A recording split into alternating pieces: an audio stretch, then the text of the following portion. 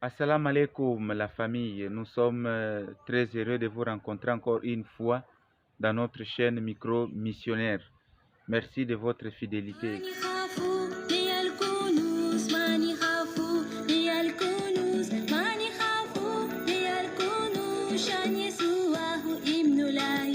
Le dimanche prochain, le 25 décembre, nous allons fêter la fête de Noël. La fête de Noël, c'est la grande fête.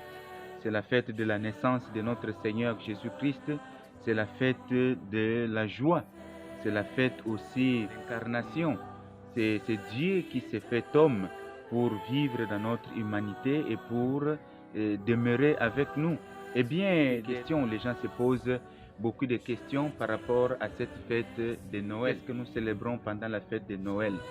Et pourquoi le 25 décembre? Et aussi, comment célébrer la fête de Noël? Voilà, beaucoup de questions, beaucoup d'interrogations. Pourquoi aujourd'hui nous avons intéressé notre confrère le Père Armando qui va nous aider à comprendre ou nous aider à répondre aux questions posées par nos fidèles et ce que le Père va nous dire par rapport à la fête de Noël. Bonjour et bonne fête de Noël. Alors Noël c'est quoi? C'est la naissance de Jésus, nous disons, Jésus, le Fils de Dieu, c'est-à-dire c'est l'entrée de Dieu dans notre humanité. C'est merveilleux, c'est Dieu qui se fait proche de nous et qui nous aime tellement qu'il devient un homme comme nous pour nous prendre et nous porter chez lui. Et ça c'est Noël. Et alors pourquoi le 25 décembre? Certains se posent la question, est-ce qu'on sait exactement quel a été le jour de la naissance de Jésus? Non, on ne le sait pas. Mais on a pris une fête qui était la fête de la lumière chez les Romains. Pourquoi? Parce que vous voyez que maintenant, les heures de la nuit sont beaucoup plus nombreuses. À 18h le soir, c'est déjà noir, et puis à 5h, 5h30, c'est encore noir. C'est-à-dire les journées sont courtes, mais à partir de maintenant, les journées vont se rallonger. Alors les Romains pensaient que c'était la lutte entre la lumière et les ténèbres, et la lumière commence à gagner sur les ténèbres. Alors les chrétiens ont dit, tiens, notre lumière c'est Jésus, et c'est lui qui gagne sur les ténèbres du malheur, du péché et des choses mauvaises qui sont dans le monde. Donc c'est pour cette raison que les chrétiens ont choisi cette journée du 25 décembre.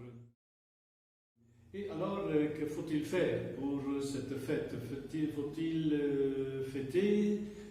Faut-il être dans la joie? Pourquoi? Comment?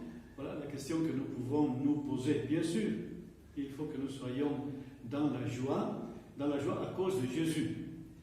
Beaucoup fêtent, beaucoup veillent, ils mangent, ils boivent, mais sans savoir exactement pourquoi ils le font. Mais nous, les chrétiens, nous le savons, c'est à cause de Jésus. Et donc notre manière de fêter n'est pas comme celle des autres. Nous aussi, nous faisons la fête, nous mangeons bien si nous pouvons, nous nous habillons bien, mais nous n'entrons pas dans les choses mauvaises, dans ce qui est de trop, n'est-ce pas? Les veillées, par exemple, oui, veiller, mais veiller pourquoi? Alors je vois que cette veillée de Noël est entrée dans les coutumes, mais en réalité, les chrétiens autrefois veillaient toute la nuit en priant, en écoutant la parole de Dieu, en faisant la louange de Dieu. C'était vraiment une joie spirituelle qui terminait après dans la journée par la messe, une messe évidemment particulière, et puis un peu de fête à la maison au quartier. Maintenant, les veillées telles que nous les faisons là, souvent n'ont pas de sens parce qu'on ne sait même pas pourquoi on veille, pourquoi on danse, pourquoi on est dans la joie, et on oublie qu'on est dans la joie à cause de Jésus. Et puis, voilà, c'est ça la source. Et puis, bon, il y aurait aussi des manières chrétiennes de fêter, par exemple, de développer la solidarité avec les personnes qui sont seules peut-être qui sont abandonnés ce jour-ci ou qui n'ont pas de moyens pour faire la fête elle-même parce qu'elles sont démunies. Voilà, ce serait une bonne manière de fêter Noël, d'être solidaire avec les pauvres et démunis, les personnes seules, les personnes âgées. Et c'est comme cela que nous voulons faire aussi, parce que la source de notre joie est justement non pas la boisson, la nourriture, mais c'est Jésus qui est venu pour solidariser avec nous, pour nous aimer, pour mettre en valeur toutes les personnes qui sont en marge de la société. Merci de votre fidélité et nous vous souhaitons déjà bonne fête de Noël. Bonne fête de Noël, que Emmanuel avec nous puisse réellement habiter nos vies, habiter aussi nos cœurs. À la prochaine.